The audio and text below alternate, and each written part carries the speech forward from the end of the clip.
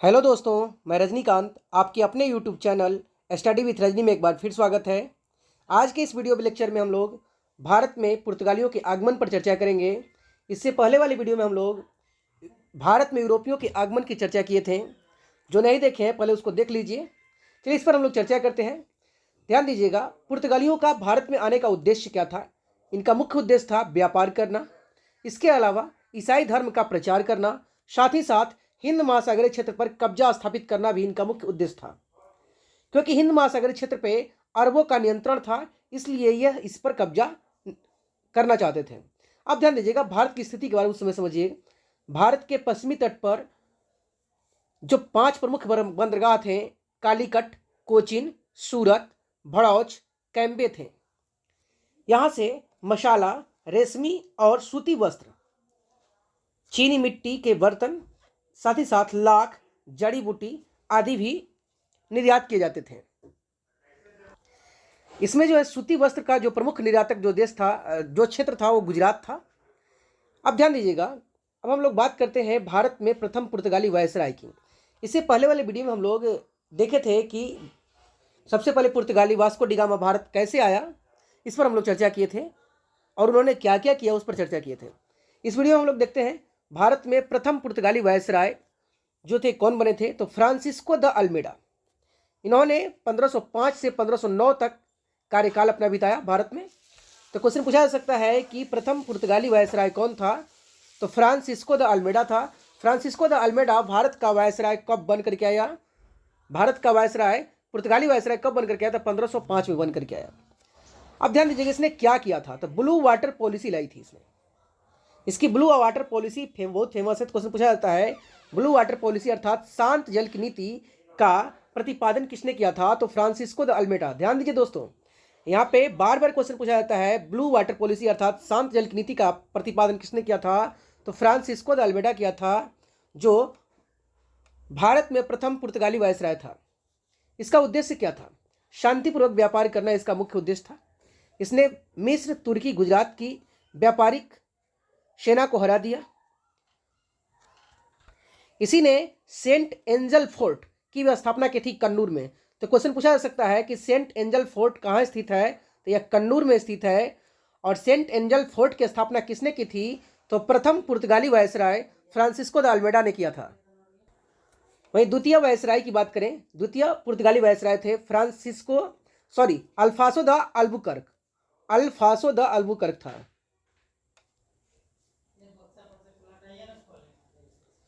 अल्फासो de Albuquerque, यह पुर्तगाली सत्ता का वास्तविक संस्थापक इसे माना जाता है। क्वेश्चन अभी पूछा जा सकता है कि पुर्तगाली सत्ता का वास्तविक संस्थापक किसे माना जाता है? तो अल्फासो द अल्बुकर्क को माना जाता है। और इसने ही पहली व्यापारिक कोठी कोचिन में स्थापित की थी और कोचिन में अपना मुख्यालय स्थापित किया था। क्वेश्चन अभी पूछा जा सकता है कि पुर्तगालियों का पहली जो व्यापारिक कोठी कहाँ स्थापित हुई थी? तो कोचिन में हुई थी। किसने किया था? किसके शासनकाल में हुई थी या किसने किया था? तो अल्फासो द अल्बुकर्क ने किया था और कोचिन में ही इसने अपनी मुख्यालय स्थापित की थी। अब ध्यान दीजिएगा, 1510 में बीजापुर के सुल्तान यूसुफ आदिल शाह से गोवा को छीना था। तो क्वेश्चन भी पूछा जाता है कि गोवा को पुर्तगालियों ने कब अपने कब्जे में किया? तो 1510 में किया था। और पुर्तगालियों ने किससे छीना था? तो यूसुफ आदिल शाह से छीना था। यूसुफ आदिल शाह कौन थे? तो बीजापुर के सुल्तान थे। और गोवा पर 1961 तक 1961 तक पुर्तगालियों का अधिकार रहा है। अब ध्यान दीजिएगा, 1511 में मलक्का पर इसने नियंत्रण स्थापित किया। तो क्वेश्चन भी पूछा जा सकता है, पुर्तगालियों ने मलक्का पर अपना नियंत्रण कब स्थापित किया था?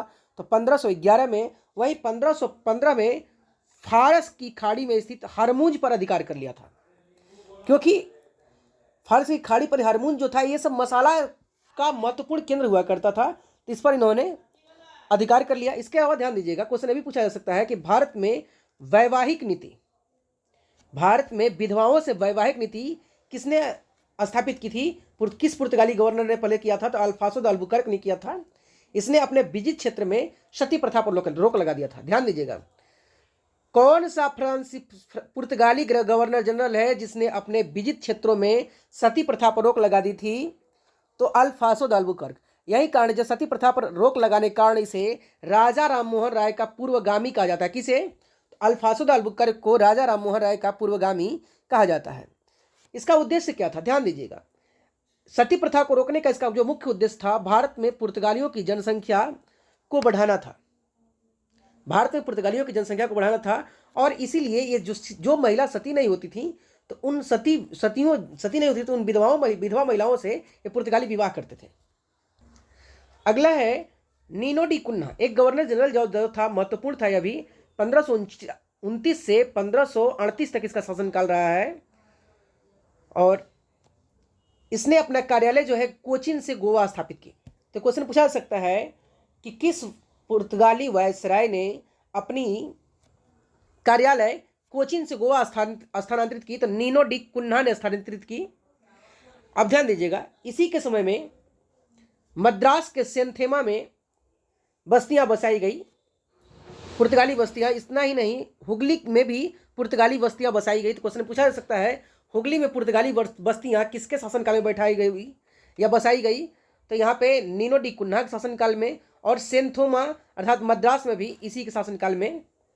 इसके अलावा 1534 में बेसिन पर अधिकार, गुजरात के बेसिन पर अधिकार कब किया था? तो 1534 में पुर्तगालियों ने किससे लिया था? ध्यान दीजिएगा, बहादुर शाह से मतभेद के कारण जो इन्होंने इस पर इसे छीना था। इसके अलावा दीव पर अधिकार, दमन और दीव है, तो दीव पर अधिकार जो है 1539 में किया था पुर्तगालियों ने। वहीं सिलोन अर्थात श्रीलंका को सिलोन कहा जाता है, सिलोन पर भी पुर्तगालियों ने अधिकार किया।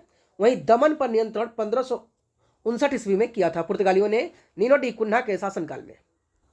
सॉरी, यहाँ पे नीनो डी कुन्हा का शासनकाल नहीं था, 1559 में जो है दमन पर नियंत्रण पुर्तगालियों ने किया था। अब बात करते हैं हम लोग पुर्तगालियों से का जो है यूरोपियों से लड़ाई के बारे में। भारत में जो यूरोपियों से लड़ाई हुई, तो पहली लड़ाई इनकी अंग्रेजों से हुई, दूसरी लड़ाई डचों से हुई। ध्यान दीजिएगा, पहली लड़ाई 1612 में अंग्रेजों से हुई थी। पुर्तगालियों को जो है अंग्रेजों ने 1612 में सूरत में हरा दिया था। सूरत में हरा कर क्या किया? फैक्ट्री लगाई। इसके अलावा 1628 में हॉर्मुज को जीत लिया अंग्रेजों ने। तो क्वेश्चन पूछा जा सकता है कि अंग्रेजों ने पुर्तगालियों से हॉर्मुज पर कब विजय प्राप्त की? तो 1628 में। इसके अलावा ध्यान दीजिएगा कि शाहजहां का एक सिपह सालार था कासिम खां, जिसने हुगली को छीना था 1632 में। तो क्वेश्चन ये भी पूछा जा सकता है कि पुर्तगालियों से 1632 में हुगली किसने छीना था? तो कासिम खां ने, जो शाहजहां का सिपह सालार था। इसके अलावा मराठों ने सालसेट और बेसिन द्वीप को 1639 में छीना था। तो क्वेश्चन ये भी पूछा जा सकता है कि 1639 में सालसेट द्वीप और बेसिन को किसने छीना था पुर्तगालियों से? तो मराठों ने छीना था, या फिर मराठों ने कब छीना था? तो 1639 में छीना था। इसके अलावा डचों ने जो है 1641 में मलक्का पर अधिकार कर लिया, 1658 में श्रीलंका पर, और 1663 में मालाबार के सभी दुर्गों को अधिकार कर लिया। अब ध्यान दीजिएगा, यहाँ से इंपॉर्टेंट क्वेश्चन है, ये पूछा जाता है कि 1661 में, ध्यान दीजिएगा, तत्कालीन ब्रिटिश सम्राट चार्ल्स द्वितीय तथा द्वारा पुर्तगाली राजकुमारी कैथरीन मेयो से विवाह किया गया, पुर्तगालियों द्वारा मुंबई दहेज में दी गई। तो क्वेश्चन पूछा जा सकता है कि मुंबई दहेज में किसे मिली थी? तो ब्रिटिश सम्राट चार्ल्स द्वितीय को मिली थी। किससे विवाह पे? तो पुर्तगाली राजकुमारी कैथरीन मेयो के विवाह पे। पुर्तगाली राजकुमारी कैथरीन मेयो और ब्रिटिश सम्राट चार्ल्स द्वितीय का विवाह कब हुआ था? तो 1661 में हुआ था, और यही मुंबई जो है दहेज में मिली थी। मुंबई जो है यही सालसेट द्वीप है, ध्यान दीजिएगा, यहाँ पे सालसेट द्वीप है, तो सालसेट द्वीप ही जो है दहेज में मिली थी। यहां से एक इंपॉर्टेंट क्वेश्चन पूछा जा सकता है कि सेंट जेवियर एल्फासो डिसूजा किसके शासनकाल में भारत आए थे? और ये जो एक यहाँ पे क्वेश्चन पूछेगा कि सेंट जेवियर है किसके शासनकाल में भारत आए थे? तो एल्फासो डिसूजा के समय में भारत आए थे। अब ध्यान दीजिएगा, एक क्वेश्चन यहाँ से पूछा जाता है, कार्टेज आर्मेडा काफिला व्यवस्था। एक कार्टेज आर्मेडा काफिला व्यवस्था क्या है? ध्यान दीजिए, कार्टेज जो है हिंद महासागर के क्षेत्र पर नियंत्रण कर लिए थे पुर्तगाली लोग, और पुर्तगालियों ने जो है नियंत्रण करके यहाँ पे कार्टेज पत्ती लागू की थी। कार्टेज का अर्थ होता है परमिट, और यह परमिट लेना सभी को अनिवार्य था। यहाँ तक कि मुगल सम्राट अकबर को भी यहाँ पे कार्टेज देना पड़ता था। तो यहाँ से इंपॉर्टेंट क्वेश्चन है कि यहाँ पे क्वेश्चन पूछा जा सकता है कि कार्टेज आर्मेडा काफिला व्यवस्था या कार्टेज पद्धति किसने लागू की थी हिंद महासागर में? तो पुर्तगालियों ने लागू की थी। और इस तरह से पुर्तगाली जो है स्वयं को सागर का स्वामी मानते थे। ठीक है, अब ध्यान दीजिएगा, व्यापार पर नियंत्रण के लिए इन्होंने काफिला व्यवस्था स्थापित की थी। साथ ही जो है यहाँ पे ये कहते थे कि जहाज़ों की समुद्री डाकुओं से सुरक्षा की जाएगी। यह सुनिश्चित करना होगा कि कोई पुर्तगाली व्यवस्था से बाहर जाकर व्यापार नहीं करे, इसके लिए भी इन्होंने पुर्तगाली ये जो कार्टेज व्यवस्था लागू की थी। अब ध्यान दीजिएगा, पुर्तगालियों के पतन क्यों हुए?